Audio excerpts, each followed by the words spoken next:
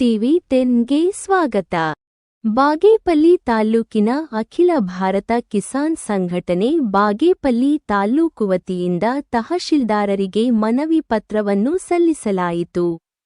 ಇದಕ್ಕೂ ಮುಂಚಿತವಾಗಿ ಎಚ್.ಎನ್. ವೃತ್ತದಿಂದ ತಾಲ್ಲೂಕು ಕಚೇರಿವರೆಗೆ ಅಖಿಲ ಭಾರತ ಕಿಸಾನ ಸಂಘಟನೆಯ ನೂರಾರು ಕಾರ್ಯಕರ್ತರು ಮೆರವಣಿಗೆ ಮಾಡಿ ಪ್ರತಿಭಟನೆ ಮಾಡಲಾಯಿತು.